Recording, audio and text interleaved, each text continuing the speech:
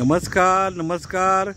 मी दत्ताराम पुंजाजी घोगे आज नाशिक जिल्ह्यात सिन्नर तालुक्यामध्ये आलेलो आहे आणि सिन्नर तालुक्यामध्ये सांगळे मळा म्हणजे अत्यंत लोकप्रिय व्यक्तिमत्व आणि आमच्या दृष्टीने आनंद यात्री आणि कर्मयोगी श्री सुदाम नाना सांगळे यांच्या मळ्यात आलेलो आहे। यांचा जो मळा म्हटला की अगदी नदीच्या किनाऱ्यावरती आहे, इकडून नदी जाते आहे। आज संपूर्ण लोकेशन गव्हर्नमेंट आहे, गेस्ट हाऊस आहे, समोरचा भाग आहे, नदीच्या किनाऱ्यावरती सांगळे साहेबांचा मळा आहे। नमस्कार सांगळे साहेब। सांगळे साहेब, आज हा मळा आहे, या मळ्याचं तुम्ही जरा वर्णन करून सांगा आम्हाला। आपला मळा, सांगळेचा मळा। ह्या मळ्यामध्ये 1950 साली माझ्या वडिलांनी श्री चक्रधर स्वामी इथे 3 दिवस वास्तव्य करून गेलेले आहे।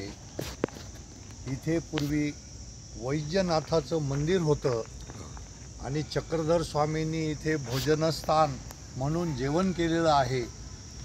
म्हणून ही जागा अत्यंत पवित्र जागा अशी माझे वडील नानारावजी सांगळे हे टेंभरवाडीला राहणारे होते, परंतु मानभाव पंथाचे असल्यामुळं माझ्या वडिलांनी टेंभरवाडीची जागा विकून सिन्नरला 2 एकर जागा चक्रधर स्वामींचं स्थान आहे म्हणून ही जागा 5,000 रुपयाला विकत घेतली आणि तिथं एक छोटंसं मंदिर बांधलं वडिलांनी। आणि 1952 साली इथे माझा जन्म झाला। माझे वडील नानारावजी सांगळे आणि माझी आई हौसाबाई पूर्वजन्मीची काहीतरी फुटक्रियेचं फळ असल्याशिवाय असं होत नाही। 50 साली माझ्या वडिलांनी जागा घेतली आणि 52 साली माझा जन्म झाला। इथं स्थानाच्या ठिकाणी स्थानापतीच्या पवित्र जागेमध्ये आल्यामुळं पूर्वजन्मीचं हे फुटक्रियेचं फळ म्हणावं लागेल की माझा जन्म झाला 4 म्हशी, जनावरं वळून, 4 बहिणी, 2 भाऊ, आई वडील असं एक सुंदर कुटुंब 2 एकर जमिनीमध्ये भाजीपाला विकायचा आणि म्हशीचं दूध काढून अत्यंत असं आनंदी जीवन आम्ही जगायचो। माझं 5वी-6वी शिक्षण झालं आणि शिक्षणानंतर म्हशी वळायच्या, दूध काढायचं, सिन्नर बाजारात विकायचं। 6 लिटरनी दूध विकलेलं आहे माझ्या वडिलांनी। पण खाण्यापाण्याची एवढी चंगळ असायची की 10 किलो तूप, 10 किलो खारीक ही भिजवायची आणि सकाळी एवढं खायचं। त्याच्यासारखा आनंद जगात कुठेच नव्हता।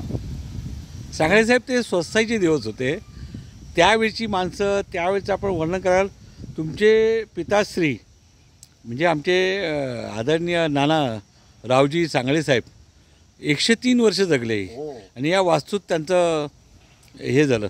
पण हे सगळं तुम्ही उभं करताना त्यांच्या आठवणीला मंदिर तर आपण पाहणार आहोत, पण इकडे तुम्ही जी झाडं लावली आहेत, मी जास्तीत जास्त करून आंब्याची झाडं, नारळाची झाडं, काही वनस्पती आहे, ते जरा थोडं वर्णन करा आम्हाला। इथे आपण चालता वडिलांनी पूर्वीपासून ही स्थानाची जागा असल्यामुळं हो एक झाडाचा छंद, हो मंदिराच्या आजूबाजूने अतिशय सात्विक वातावरण राहावा, हो आणि निसर्गाच्या सानिध्यामध्ये आपण राहावा, हो म्हणून माझ्या वडिलांनी मला ही सगळी काही सात्विकतेची देणगी जी दिलेली आहे तर नानारावजी सांगळे माझ्या वडिलांनी दिलेली आहे, हो आणि माझ्या आईने दिलेली आहे, हो। तर हे परमेश्वराचं आमच्यावर लक्ष असल्यामुळं हे सगळं करू शकलो। बरोबर। आणि परमेश्वराने माझी योग्यता नाही हो एवढा मला संपत्ती बी आणि आनंदही आणि कुटुंबही आनंद ठेवलो।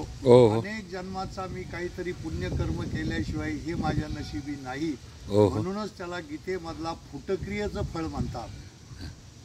2ऱ्या अध्यायामध्ये 40व्या श्लोकामध्ये श्रीकृष्ण भगवंतांनी अर्जुनाला फुटक्रियेच्या फळाचं सांगितलेलं आहे। म्हणजे ते काय नेहमी फुटक्रिया म्हणजे पूर्वजन्मीचं कर्म सात्विक आणि चांगलं केलेलं आहे, ते फुटक्रियेचं फळ आहे।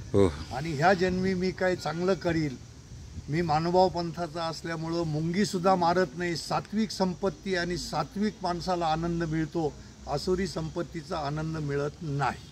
खूपच छान. इतकं तुम्ही म्हटलं आहे की तुमचं आयुष्य सात्विक म्हणजे एक आनंद यात्री आणि खऱ्या अर्थाने कर्मयोगी. म्हणजे आज जर पाहिलं ना की आज आम्ही संपूर्ण हे पाहत असताना आपल्या ऋतुंबरा किंवा जी आपली म्हणजे महानुभावांची अनेक जी मंडळी किंवा ह्यांना सगळ्यांसाठी तुमचा हे जो मळा आहे त्या मळ्यातलं देवस्थान आहे, हे देवस्थान तुम्ही त्यांना सगळ्यांना अगदी म्हणजे प्रत्येक भाविकांसाठी हे खुलं केलेलं आहे.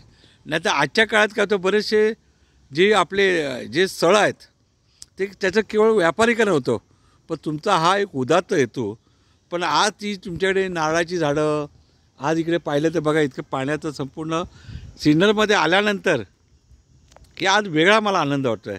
ते आपण चालत बोलूया की आपल्याला की अजून माहिती आम्हाला द्याल अशी. मी तुम्ही आता तुमचं बालपणातला काळ सांगितला, तुमचे कष्टाचे दिवस सांगितले. आता ही वाट आहे, वाट तुमच्या आयुष्यात बिकट वाट होती, त्याच्यानंतर तुम्ही सुकूर केली. ज्या तुमच्या वाटचालीचा काही इतिहास किंवा माहिती सांगाल का लहानपणापासून जरा? वाटचाल अशी होती की 9 कोटी नारायणाचं दारिद्र्य असताना हो ज्याच्यावर परमेश्वराची छाया असेल, हो हो हा मानवभाव पंथाचा धर्म जो आहे, हो हो बोला बोला. हा धर्म खऱ्या अर्थानं निष्काम कर्माचा धर्म आहे. हो हो निष्काम कर्म म्हणजे परमेश्वराकडे जाताना कुठलीही आपण मागणी करायची नाही. परमेश्वराकडे मागणी करायचं कामच नाही. जर आपल्यामध्ये सात्विकपणा असेल, आपल्यामध्ये निष्काम कर्माची भक्ती असेल, तर अख्ख्या सृष्टी निर्माण करणारे श्रीकृष्ण भगवान तर श्री चक्रधर स्वामी बरोबर. आपल्याला जिथे सात्विकता आहे तिथे काय साहेब कमी पडणार आहे? जिथे तुम्हाला सात्विकतेचा वास आहे तिथे ह्या जगामध्ये सृष्टी निर्माण करणारे सर्वज्ञ श्री चक्रधर स्वामी श्री कृष्ण भगवान या सृष्टीचे मालक खऱ्या अर्थाने ते आहे. परंतु मनुष्याचा स्वार्थपर स्वभाव असल्यामुळं स्वार्थपर स्वभावाने जर आपण परमेश्वराकडे आलो आणि नारळ ठेवलं देवावर किंवा विडा ठेवला, जर आपण देवाकडे मागणी केली तर परमेश्वर त्यांच्या देवतेच्या सिस्टमकडे पाठवतात आणि त्या कर्मानुसार त्याला फळ देतात. निष्काम कर्माची भक्ती जर केली तर जीवनामध्ये सात्विक संपत्ती परमेश्वर एवढी देतात की घेणाराची झोळी फाटकी आहे एवढं देणारे परमेश्वर आहे. साहेब तुम्ही निष्पाप कर्मयोगी आहात. निष्पाप कर्मयोगी, निष्कर्म म्हणजे कुठलाही देवाकडे मागणी नाही. आता जी गाडी गेली आहे नवरदेव लग्नाला म्हणजे आपला पहिला आशीर्वाद घ्यायला इथे एक आलेला, तो एक शॉट आपण घेऊया. कारण एक चांगलं बघा, आज तुमचं मंदिर आहे, मंदिरात येणारा माणूस की आता बघा तिथे ही गाडी आहे माझ्यासमोर, मी जरा शॉट घेतो पुढे की नववधू नवजोडपं आयुष्याची सुरुवात करताना ते ज्या वेळेला इकडे म्हणजे ना सुदाम शेठ यांच्या मळ्यामध्ये जे दत्ताचं चक्रधर स्वामीचं मंदिर आहे तिकडे ते जात आहे नवरदेव मंडळ मंदिराच्याकडे. इतकं सुंदर शॉट मला मिळालेला आहे. त्यांची गाडीसुद्धा आहे इथे जवळच, साहेबांनी लावलेले वटवृक्ष आहेत. इतकं सुंदर वर्णन आहे. चला जाऊ मंदिरात आपण.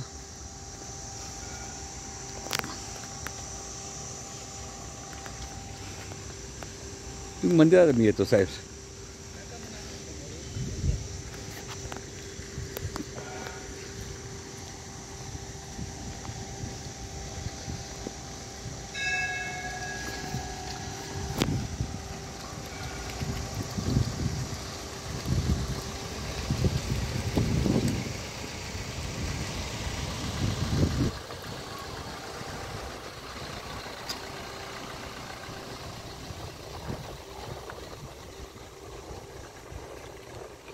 आतमध्ये एक जाऊया मंदिरात.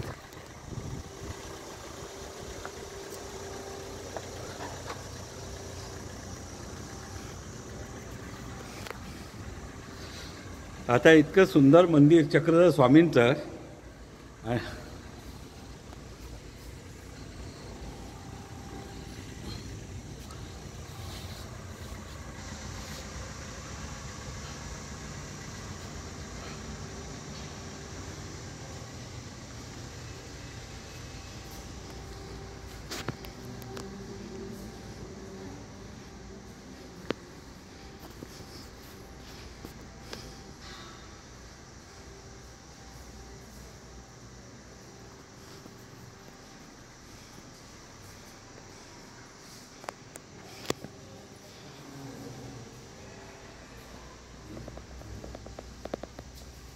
सर काही नाही. थोडं 2 मिनिटं काही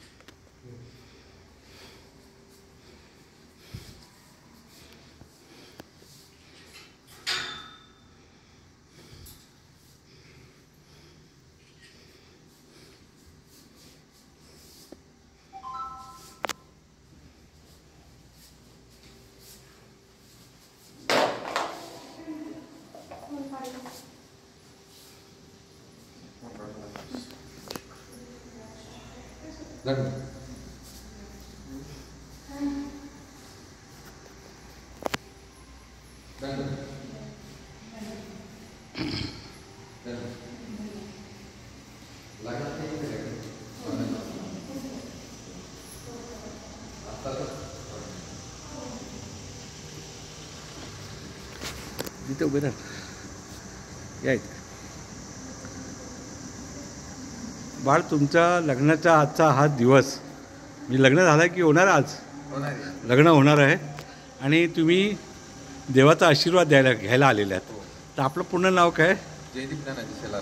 शेलार साहेब. शेलार साहेब, आज म्हणजे आपण सर्वजण आपल्या महानुभाव चक्र स्वामींचं, दत्त महाराजांचं दर्शन घ्यायला आलेले आहात. आणि इकडे आपल्यासारख्या अनेक भाविक मंडळी आयुष्याची सुरुवात करताना नेहमी देवळामध्ये येतात आणि देवाला नमस्कार करतात. तर आज तुम्हाला कसं वाटलं आजचा दिवस तुमचा जीवनातला? आजचा एकदम आनंदाचा क्षण आहे आयुष्यातला. वा. तर देवाला वगैरे सगळं पत्रिका वगैरे देऊन देवाला पत्रिका दिली. मांडव पंथाची मंदिर आहे तिने. बरोबर सर. ते विडा वगैरे अवसर. बरोबर. तर आता म्हणजे दर्शन घेऊन आणि मग पुढला कार्यक्रम आपला विधी मार्ग. अरे वा, धन्यवाद. माझ्या हार्दिक शुभेच्छा. मी मुंबईवरून दत्ताराम घोगे. यूट्यूबचं आमचं एक चॅनल आहे महाभारतचं. धन्यवाद. तुम्हाला हार्दिक शुभेच्छा आमच्या सगळ्यांच्या वतीनं आणि तुम्हाला शुभ आशीर्वाद. धन्यवाद. ओके.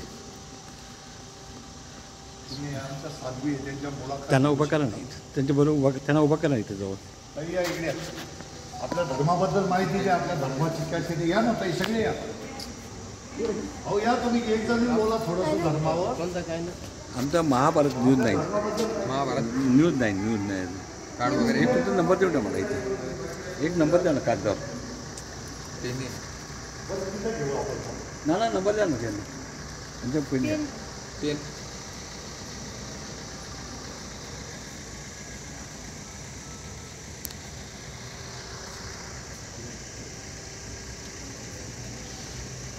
त्या बाबांबद्दल तुम्हाला जेवढी धर्माची माहिती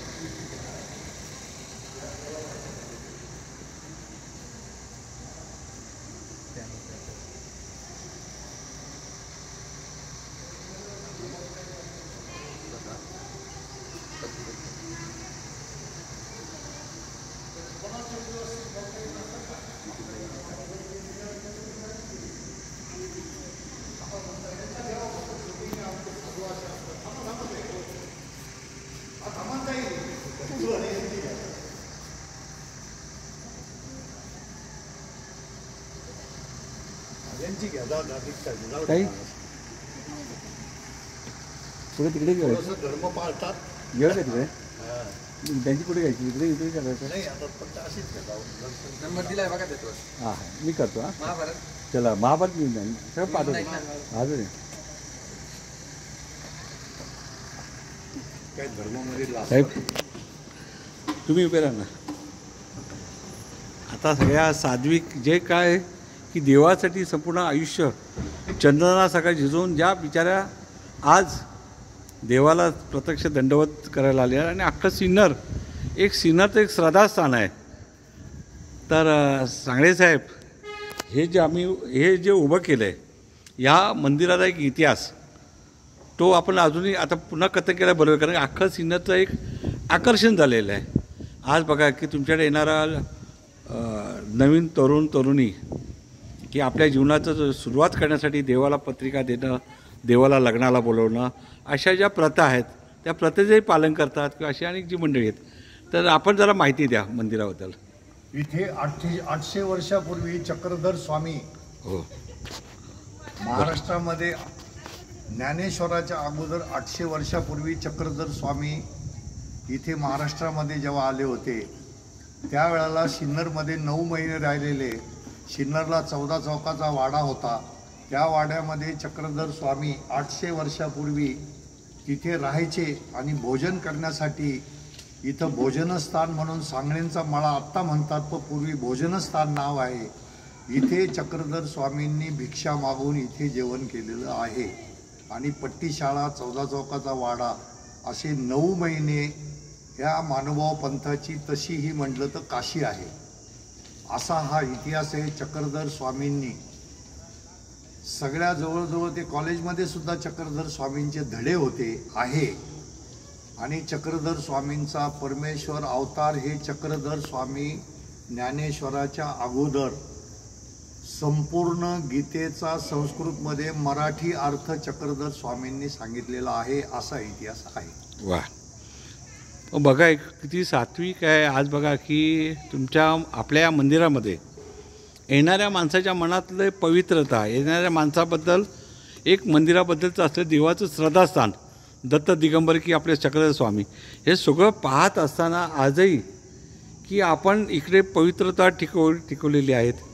जसे आता अनेक आपल्या ज्या मंदिरामध्ये ज्या आपल्या साध्वी आहेत, मंदिरात अनेक जी भक्तगण मनापासून जे पूजा करतात, हे करतात.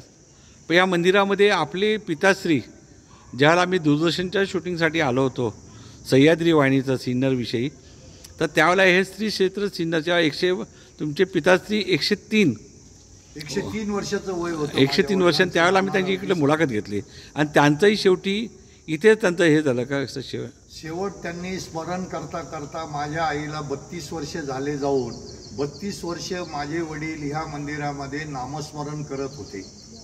आणि माझी पत्नी रोज त्यांना इथं डबा आणून द्यायची. आणि इथे 32 वर्ष नॉन स्टॉप वडिलांनी नामस्मरण केलेलं आहे. आणि संपूर्ण निष्काम कर्माची भक्ती केली म्हणून परमेश्वरांनी हे फळ दिलेलं आहे. पण आपणही ब्रह्ममुहूर्तावरती उठून जे ध्यानस्थ होता, या तुम्ही ध्यानमाळा किंवा जे काय आपले म्हणजे आपल्याला म्हणजे म्हणतात की एक प्रार्थना, देवास प्रार्थना किंवा जे काय आपले पारंपरिक जे विधी आहे ते आपण काय करतात या सकाळचा परिपाठ? पहाटे 3 वाजता उठल्यानंतर चक्रधर स्वामींचा हा इथे 10 एकरचा एरिया संपूर्ण झाडं लावलेले आहे. 3 वाजता उठून हा 3 वाजता ब्रह्ममुहूर्त काळाचं मुहूर्त असतं. परमेश्वर संपूर्ण जगामध्ये परमेश्वराचं स्मरण कोण करतं? हे परमेश्वर असं सर्व सृष्टीमध्ये एकाच वेळेला ईश्वराला दिसतं. माझं स्मरण कोण करतं? हे परमेश्वर. ती झोपेची वेळ असती, परंतु 3 ते 6 जर देवाचं जर स्मरण केलं तर मोक्ष मार्ग मिळाल्याशिवाय राहत नाही, असं माझं स्वतःचं मत आहे, असं भगवद्गीतेत सांगितलं. पण सकाळी तुमच्या काय इकडे विधी काय असतात तुमच्या सकाळचे कार्यक्रम? सकाळी उठल्यानंतर देवाला तिथं भजन पूजन करायचं, देवाच्या स्थानावर नमन करायचं, फुलवात अगरबत्ती परमेश्वराला दंडोत घालायचे आणि स्मरण करीत देवाचं चिंतन करायचं. देव माझा मी देवाचा, चक्रधर स्वामींचं चित्र उभं करायचं, स्मरण करायचं. खऱ्या अर्थानं निष्काम कर्माचा धर्म आहे. यात्रोत्सव इकडे होतो का? काही यात्रा वगैरे काहीच यात्रोत्सव नसतं. देवाने कुठलंही अमावस्या पौर्णिमा काही सांगितलं नाही, परंतु अष्टकोटी देवताय होती तेथे परिपरमेश्वर नव्हती. वा. परमेश्वराची सिस्टम देवता आहे. परमेश्वराची देवता म्हणजे परमेश्वराची प्रमुख देवता म्हणजे माया आहे. मायेच्या हाताखाली ब्रह्मा विष्णू महेश बरोबर अशा देवता 81 कोटी 1.25 लाख देवता आहे. परमेश्वराचं कार्य ह्या देवता करतात. जसं राष्ट्रपती, पंतप्रधान आणि ग्रामपंचायतीपर्यंत तशी परमेश्वराची देवता आहे. परमेश्वर फक्त निष्काम कर्माची भक्ती परमेश्वर स्वीकारतात आणि साकाम कर्म ज्यांनी काही मागणी केली ती मायेकडे पाठवतात आणि त्यानुसार लोकांना कर्मफळ देतात. वा. आणि ते कर्मफळ पुण्याचं संपलं की परत मूळ ठिकाणी टाकतात. मोक्ष म्हणजे परमेश्वराच्या पायाखाली पायाजवळ जागा बसायला मिळाली त्याला म्हणतात मोक्ष. सदा आनंद. वा. एक आनंद यात्री, सदा आनंद. पण आज मला म्हणजे तुम्ही एक संत वाङ्मयाचे अभ्यासक आहात. आज चक्रधर स्वामींचा जो तुमच्याकडे जो एक अनेक म्हणजे चांगला माहितीचा साठा आहे भरपूर म्हणजे पाहिलं. आणि आज मला हे सगळं पाहत असताना मनात विचार येतो पुढील आता आपली मुलाखत की तुमच्या जीवनावरती म्हणजे तुमच्या आयुष्याच्या वाटचालीमध्ये तुम्ही केवळ सिन्नर एक सिन्नर नाही तुम्ही मुंबईमध्ये सुद्धा आणि महाराष्ट्रात सुद्धा बरीच कर्तबगारी केलेली आहे. म्हणजे माझ्या माहितीप्रमाणे की तुमचा 1970-72चा जो काळ आहे, म्हणजे संयुक्त महाराष्ट्र लढ्यात झाल्यानंतरचा जनजागरण प्रबोधन चळवळीतला, आणि त्या काळात तुमची म्हणजे आपले महाराष्ट्र शाहीर पद्मभूषण शाहीर साबळेंची एक तुम्ही त्यांचे एक जवळचे सेवक म्हणून होतात. त्यांच्याबरोबर तुम्ही त्यांच्या ओपन थिएटर मोबाईल गाडीवरून एक ड्रायव्हर एक चालक म्हणून ज्या कृष्णाच्या भूमिकेतून तुम्ही त्यांना अख्खा महाराष्ट्र फिरवला, तो आपण पुढच्या मुलाखतीत पाहूया की का तुमचे टेंभुरवाडी ते सिन्नर या प्रवासाचं आपण दुसऱ्या प्रवासाचा आढावा घेऊया. दत्ताराम घोगे तमा दत्ताराम घोगे आज सिन्नरमधून मुलाखत घेताना चक्रधर स्वामींचं एक ऐतिहासिक मंदिर श्री क्षेत्र सिन्नर एक अत्यंत महत्त्वाचं, आणि हे आपल्या चॅनलवर आपण पाहाल. इथे आता तुमच्यासमोर आम्ही प्रसारित केलं आहे. आणि पुढील भाग जो आमचे लोकनेते त्याचप्रमाणे कर्मयोगी आनंदी यात्री सुदाम नानाभाऊ आमचे सांगळे साहेब यांच्या जीवनाची वाटचाल यांनी केलेलं आयुष्य, कारण आयातले मी जी वृक्ष जी झाडं झुडं मी 1950पासूनच्या या वास्तूत त्यांनी पावित्र्य टिकवलं आहे. पण त्यांच्या जीवनाचा प्रवास आपण पुढल्या सिरियलमध्ये उलगडणार आहोत. नमस्कार, दत्ताराम घोगे. पुन्हा भेटूया. आपल्या जिव्हाळ्याची माणसं, मुलखावी माणसं, आपली माणसं, दत्ताराम घोगे चॅनल. नमस्कार. पुढे बोलू आता.